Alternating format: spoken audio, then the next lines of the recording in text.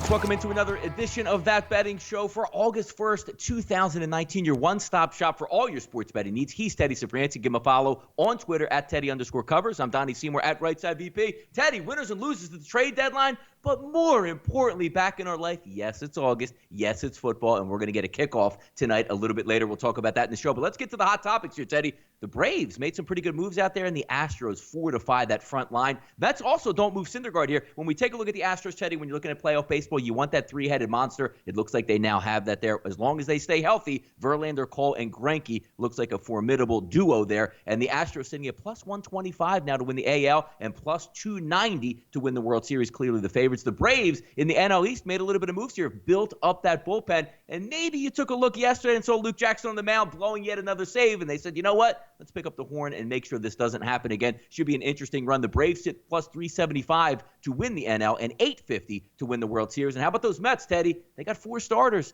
Maybe a 100-to-1 ticket might be worth a while here, huh? What are we looking at, Teddy? Winners and losers here. Well, let's start with the 2 clear favorites post-trade deadline. All right, the Astros are the clear favorites now in the American League. When you talk about the big 3 starting pitchers, plus Wade Miley, who's been real good as the 4th. We know what the lineup is. We know what the bullpen is. Houston is made for a deep postseason run, and the market's certainly reflecting that on Thursday morning. Now, the Dodgers didn't make the splashy moves like the Astros did, but they've been the best team in the National League from day one this season. The market's clearly reflecting that. When you talk about 2 teams that definitely got better, Atlanta and Washington, 2 teams that have had, it's been a clear weakness all season long, bullpen. And both squads getting reinforcements for their bullpen. That makes them liver than they were, I'll tell you that. Because when you talk about postseason victories, actually winning if you get there, once you are trying to win games in the postseason, nothing matters more than bullpen. It really doesn't. So Atlanta and Washington clearly got better. And I'll tell you what, you talked about the Mets 50-1 to win the National League, 100-1 to win the World Series. There are plenty of dumber future book wagers than that. When you're talking about New York starting rotation with DeGrom, Syndergaard, Wheeler, Stroman, that's a pretty good top 4. And the Mets showing signs of life as the calendar turns to August. Again, there are worse bets out there than the Mets at 50-1 to win the National League. Many worse bets than that one. Teddy, we saw the Astros dip in, as we said, to get Zach Greinke. Are you a little bit surprised? Now, look, when we look at the AL East, it's a clear runaway right now for the New York Yankees. Barring any sort of collapse, they're probably going to win the division and certainly be in the playoffs. Are you surprised they didn't make any moves at the trade deadline, maybe reamp and add in maybe another arm of that? You just, you know what? We're just going to try to outslug everybody on our way. We're not going to trade any prospects and head into the postseason. Good move or no for the Yanks, do you think? Well, it all comes down to what deals were available, what teams were asking for their prospects, and the Yankees felt, first of all, let's not forget how much they overachieved over the first half of the season and built up their depth over the first half of the season with all the injuries to their frontline players. Now, there's a clear weakness for the Yankees. It's the starting pitching rotation. And they felt that this season, with the prices that were being asked, it was too much. Does that mean the Yankees are dead? Hell no, it doesn't mean they're dead. They're the number 2 choice in the American League right now. So it's not like it's hopeless for the Yanks or they threw the white towel in. They just didn't trade a bunch of prospects to pick up a hurler that may or may not be there a year from now.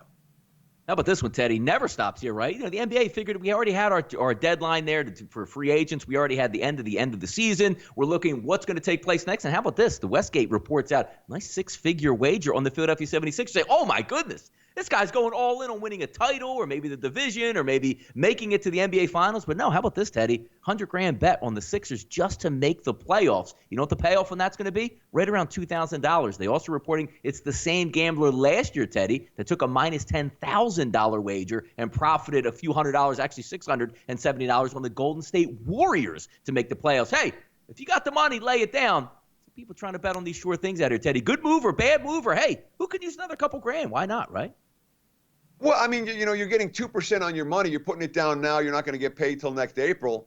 You can probably do that in a bank CD without the risk.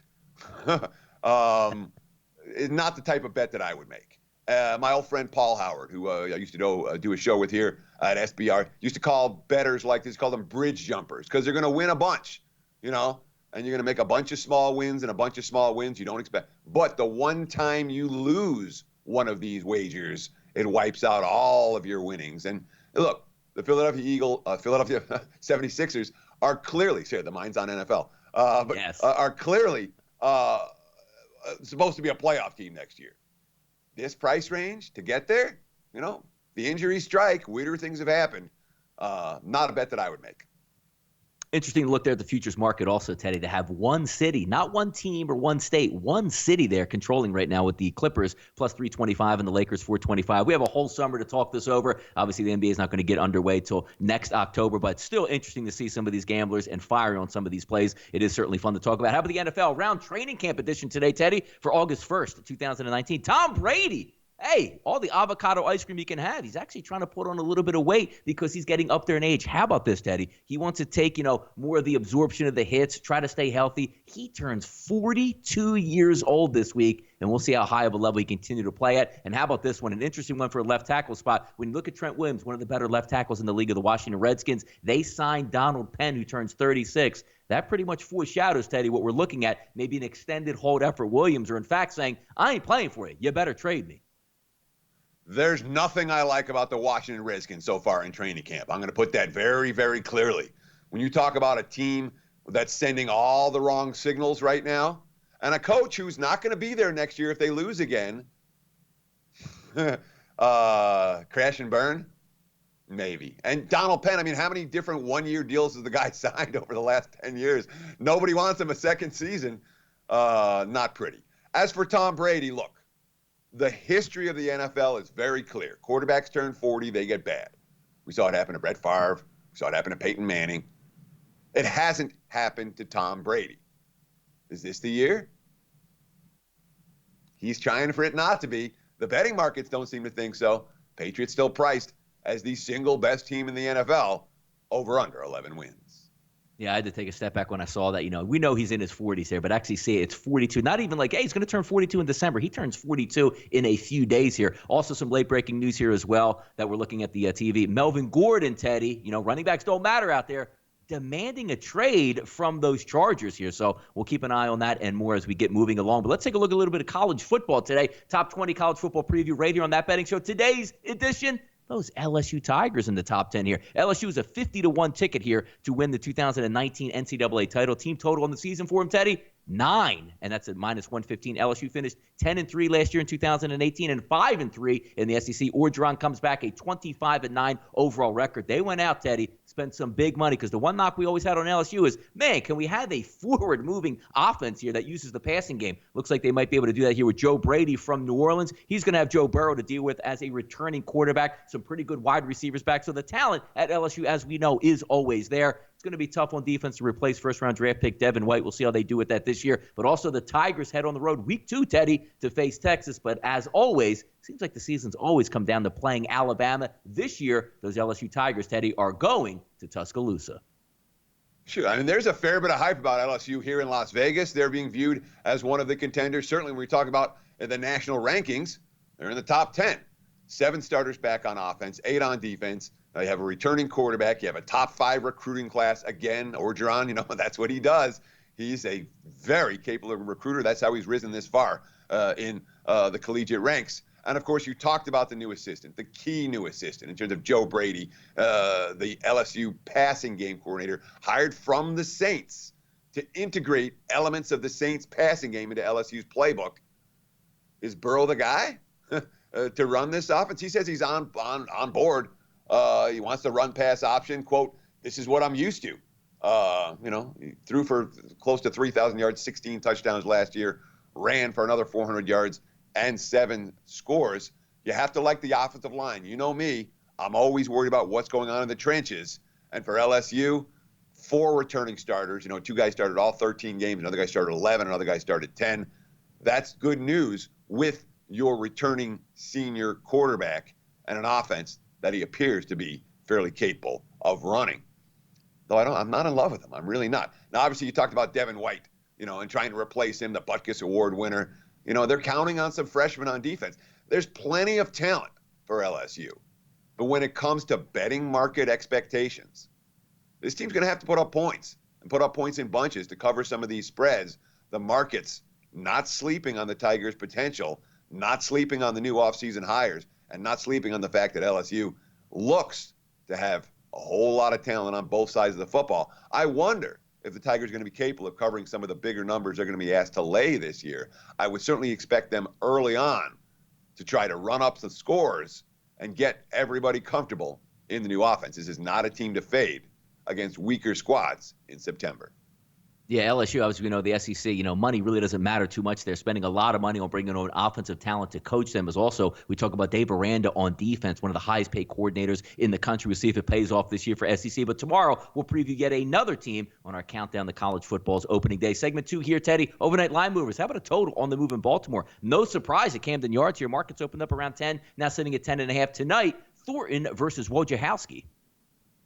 Yeah, I mean, Thornton, more than 4 walks and more than 1.5, or actually exactly 1.5 homers allowed per 9 innings. Those aren't stats that the betting markets liked. 4 of his last 5 starts, he's failed to make it out of the 4th inning. Wojo, I mean, this is a guy who's played for the Jays, the Astros, the Marlins, the Reds, the White Sox, the Indians, and the Orioles since 2012. Nobody wants him. He's never lasted anywhere. Both the lineups are hitting. The Jays scored 7 or more in 4 of their last 5. The Orioles 8 or more in 4 of their last 6. And we got hot and humid conditions, although there is a chance for rain. You do worry about the games with rain delays. Sometimes you get some wide strike zones in those type of contests. I was just going to tell you that, Teddy, as well. When we talk about the rain moving in, I always get nervous about that because we know it's a business. You got to keep it moving, especially on like a getaway day or first game in town where they might not be back. Wide strike zones, keep the game moving. Let's go, guys. Let's hurry up. So something to certainly keep your eye on there. Big drop in the Cashner's line here today for the Red Sox. We saw it yesterday, Teddy, with the Milwaukee Brewers and Lyles with that line dropping. And look at that. Brewers put out a victory over the Oakland Athletics. We see it here again today. Open around 150 for the Red Sox. That's now down to minus 125 for the Rays and the Sox. McKay versus Cashner tonight. Yeah, and look, the money's come on Tampa in each of the first 2 games of this series, and the Rays have won each of the first 2 games of this series. And Boston's move yesterday, or their non-move yesterday, they didn't get added any pitching, the spotty bullpen that many thought the Red Sox would try to replenish. Well, they didn't do it. And the message from, Dombrowski on down was, well, we've got the pieces here to get the job done. And then, of course, Porcello got lit up and, things got ugly. And, the Red Sox now 2 games behind Oakland, 2.5 behind Tampa in the race for the final wild card spot in the American League. Markets aren't high on Boston right now. The quote from Cora, it's August now. We know where we're at. We're in a big hole. We got to play a lot better. Markets don't trust Cashner. Markets don't trust Boston. And McKay, coming off a very ugly outing in his last start, well, the young lefty, first time through the league, they tend to get some betting market support like he has so far in early betting action today. Teddy, those Braves totals now coming down. Open up around in markets around 10, now sitting at 9.5 tonight. It's going to be the Reds and the Braves. You got DeSclafani and Fried on the mound tonight. Are we looking maybe a little bit too much into maybe some of the moves that are made? But hey, now they got a shored up bullpen. Maybe that's worth a half run or so. Talk about maybe some of the implications where even the betting public saying, hey, Braves loaded up. They should be able to shut it down tonight. Just an interesting line move to talk about. Well, yeah, it does feel like this is something to do with Atlanta's bullpen. The bullpen gave up grand slams in back-to-back games on Sunday and Monday. They've blown 18 save chances this season. So when you pick up 3 relievers, including a new closer in Shane Green, the markets are saying maybe these bullpen meltdowns for the Braves cool off at least for tonight. And, of course, the Reds traded some big bats, and, Puig and Scooter Gennett, they're a little bit weaker offensively right now. So the market's saying 10, too high, betting it down to 9.5 in early betting action.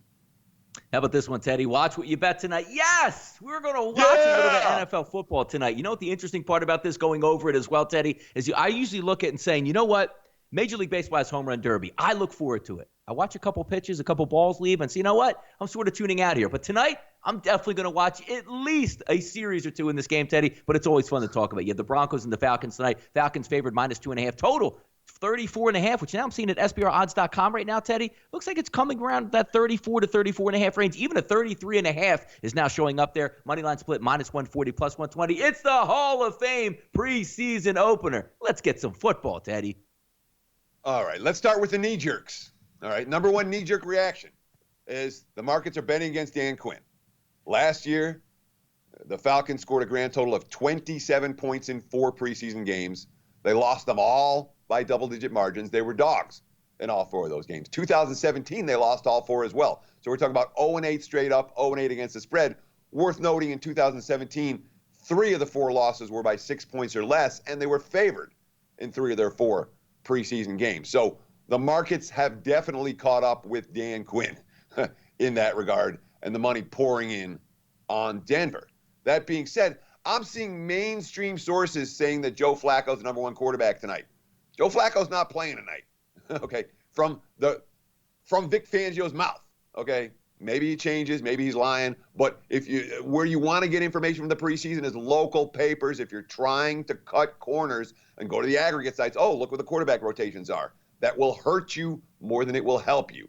Flacco's list is the number 1. It's not going to be Flacco. We're talking about Locke and Hogan and Rippon tonight, which is not exactly a bet on QB trio.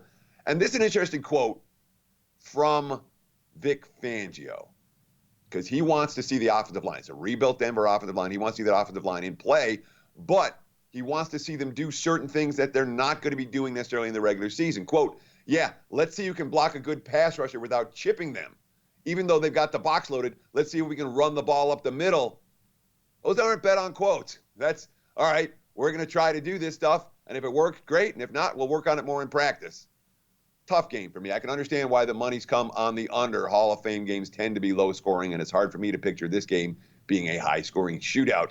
If I had to play the game, that would be the way I would look. That being said, betting under 33.5 in NFL games, whether it's preseason or regular season games, it's always a sweat. All it takes is one stupid, fumbled punt or, pick six or whatever it is, and all of a sudden you're sweating that. So personally, I am not involved in the Hall of Fame game tonight. But like you, Donnie, you know how it is. That game's going to be on the TV. The pregame show is going to be on the TV. It's NFL time. It is here, finally, August. We're ready. And we'll be ready all football seasons. Hope you join us right here on That Betting Show. Absolutely going to be a lot of fun here tonight. Look at a little bit of, playoff atmosphere, so to speak. Houston and Cleveland, round 3 on Wednesday today on the MLB Diamond. How about those Indians getting a plus 70 tonight with a total coming in around 8.5? It's going to be 7 o'clock tonight on the MLB Network Progressive Field. When we take a look at yesterday, how about a nice little rebound from Cleveland? Now maybe a little Yasiel Puig look tonight, but also as we talked about, Teddy, before the trade deadline, when you look at some of these teams making that advancement, making the moves to push their chips all in, you get Zach Greinke. You heard the quotes out of Houston. They're rocking and rolling, ready to go. They're a heavy favorite tonight. Let's see what takes place there between the Astros and the Indians tonight. Yeah, this is a big line, isn't it? Especially with Cleveland snapping at it. I mean, not that they were in a funk, but, they had 2 hits in the series opener. They had 4 home runs and 10 runs last night. And now you're bringing Reyes and Puig, who have combined to hit 49 homers this season. Particularly in Reyes' situation, not in a homer-friendly park. Francisco Lindor. It's going to be fun. It's 2 power guys, 2 good hitters. I'm looking forward to the whole thing. Of course, when you talk about Cole, he's not an easy hurler to bet against. 8-0 with a .196 ERA his last 12 starts. 1 run on 4 hits and 7 innings shut down St. Louis last time out. You're looking on the other end of the equation, it's Danny Salazar making his first regular season start since September of 2017 for the Indians. He's going to be taking Trevor Bauer's spot in the rotation. He's pitched well in rehab, 2.60 ERA, 28 strikeouts, 5 walks in 6 rehab appearances. But we're talking about a guy who's working his way back from long-term arm trouble and shoulder surgery. The markets say that's likely to be a problem against the Astros' potent lineup, especially with Houston coming off a loss, although it's worth noting the Astros have lost back-to-back road games on every road trip, or each of their last 3 road trips dating back to June. Yeah, it should be interesting to watch it there because, now that you're healthy, we've been waiting for that healthy lineup for the Astros to poke through. Now it looks like it's there. Late night West Coast pitching duel tonight, Teddy. Padres and those Dodgers. How about the Dodgers? Minus 207 total. 7.5. Hallelujah. Seeing something south of 11 sort of wakes you up a little bit. The Padres on the season, Teddy, not going in the same fashion they would have hoped for this season at 50-57, 25-27 on the road. The Dodgers, 71-39 on the season, and 40-14 at home. Lucchesi versus Kershaw tonight out in Chavez Ravine. Yeah, the Dodgers have the best home record in the majors, but we're seeing cracks in that. The Padres, they won 3 straight in L.A. In July before the All-Star break. Dodgers have just lost their last 2 at home to the Angels, and you say, they're 40-14 for the season. They were a lot better than that a month ago. The 3 weeks ago. So winning percentage has gone down for L.A., and of course, when the Dodgers lose at home, they're losing as $2 favorites. A little slump from this team. You can make a whole lot of money going against them. Now, LA did not get the bullpen help they were looking for prior to the trade deadline. That being said, this roster is still loaded. And you got Kershaw on the hill. He's pitched well against the Padres this season, 3.15 ERA in 3 starts against them. Lucchese's got a guy, I mean, you're talking about a sharp home road dichotomy. And when you pitch at Petco, that's not a surprise. But 2.71 at home, 6.48 on the road. That being said, he has not pitched well against the Dodgers, 6.75 ERA in 5 starts against them. I can understand why LA is favored in this price range, despite their recent struggles. How about this one, Teddy? A little off-the-mic segment today. Pitching meltdowns in Major League Baseball. And the question I have for you is, why does it always seem to be the pitcher? We saw Porcello yesterday, gets rocked, leaves the game, busts up a couple monitors on his way out through the dugout. I've also seen Trevor Bauer firing a baseball over the center field wall. It's amazing to me because, you see goalies, they get upset, maybe quarterbacks get upset, but it seems like the pitchers have carte blanche where it's okay now to come into the dugout, take the bat, bust up a couple things and move out because he's just letting his frustrations off. Now, as gamblers, I wish I could do that in my house, but I don't really have the money to replace monitors all the time and TV screens in there, Teddy. Why do pitchers always get the most angry? Now, before I ask you that, I do kind of appreciate it because if I had bet the Red Sox, that's exactly the reaction I want out of my pitcher saying, you know what? This guy cares just about as much my ticket as I do here, Teddy. Yeah, and look, I mean, the Grand Salami stayed under on Wednesday. Grand Salami stayed under on Tuesday. It's not like there's been these crazy runs scored, but the meltdowns in the hot summer month are creating temper tantrums. And look, here's my question for you, Donnie. Did you ever pitch, like growing up? Were you ever a pitcher in the Little League or anything like that? I absolutely have, and I've done similar stuff to that, yes. Yeah, so I was a pitcher. My sports highlights came when I was like 11 and 12 years old, and I was decent. I was a decent pitcher at that age. And I'll tell you what, I pitched and I was always pissed off. I was mad at myself. I was mad at the batters. I was mad at the coach. That was what, and in baseball, it's that you versus them rivalry. It's like, it's me versus this guy. I got to beat him. And when I do something stupid or I can't locate my pitch or what, he hits something that a teammate can't get, you're always mad as a pitcher. It's just part of the equation. I think it's part of the makeup. If you're not mad and aggressive, you probably don't have the right mentality for it. So maybe it's the type of guys who become pitchers at the major league level. That level of intensity leads to these type of meltdowns. Teddy, the one thing you know about meltdowns, we never have a meltdown right here on That Betting Show. At least we haven't done yet. Thanks for tuning in for August 1st, 2019. As always, your one-stop shop for all your sports betting needs. Give Teddy a follow there on Twitter at Teddy_covers. I'm Donnie Seymour, Right Side VP. We'll be back tomorrow to recap an actual live football game. Join us tomorrow. Good luck on your tickets tonight.